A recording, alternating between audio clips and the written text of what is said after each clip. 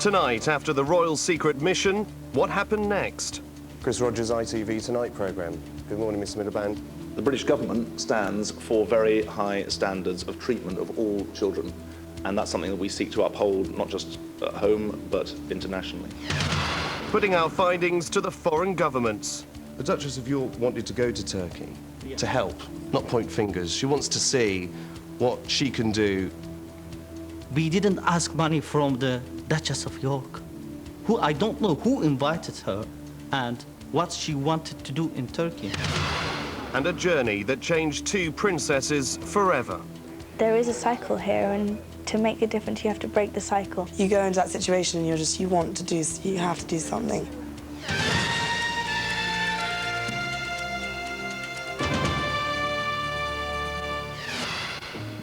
Last night, in a TV first, Tonight told the story of how Princesses Beatrice and Eugenie, along with their mother, the Duchess of York, joined an undercover investigation into the plight of abandoned children in Turkey and Romania. It seems our investigation caused quite a stir, generating international news headlines and a diplomatic storm.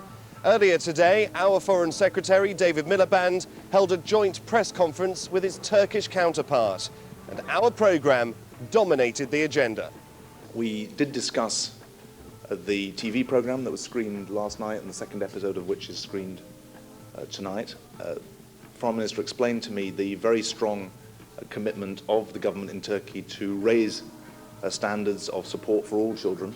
The most important thing for us is that the allegations are properly investigated, as the Turkish authorities are suggesting.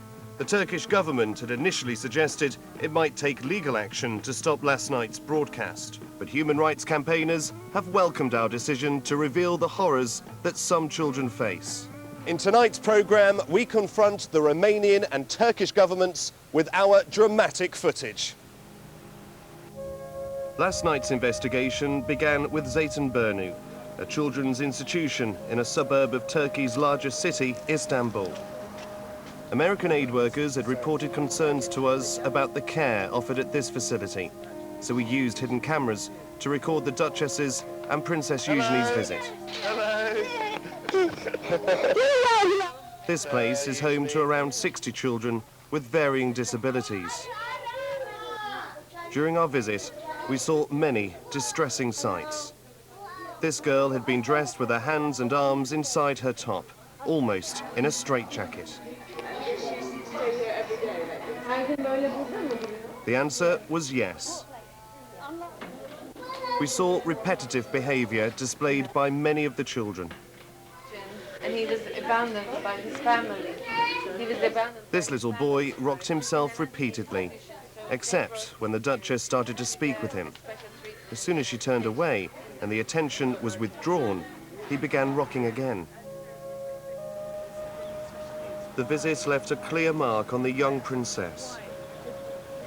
Turkey is currently bidding to join the European Union, and its treatment of vulnerable people is being closely scrutinised. So we took our footage to the Turkish authorities and asked them about what the Duchess, the Princess and I had witnessed. Their representative started by reading from a lengthy, prepared statement.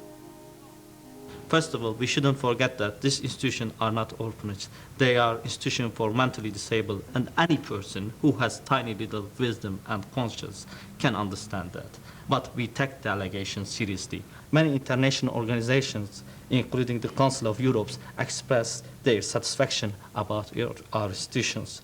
Our institutions were always open and will always be open to the inspection of NGOs and independent experts. Secondly, we highly believe that we have very strong legal arguments to stop your broadcast and get injunction from High Court. Therefore, we reserve our right to apply to court. With the prospect of possible legal action hanging over us, he then agreed to answer our specific questions. We saw a number of children suffering signs of institutionalization. That's rocking, self-harming, and hand flapping. This is general characteristic of the mentally disabled people.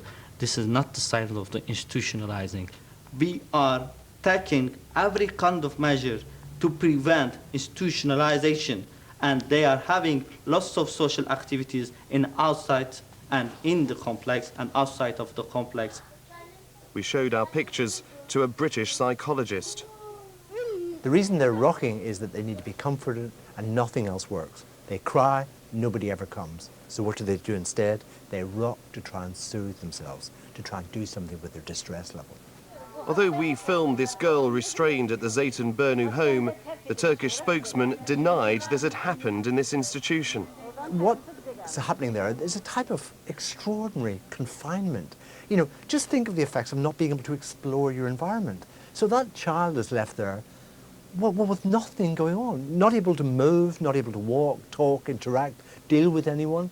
So all that child is left with is the contents of her own mind going round and round and round again.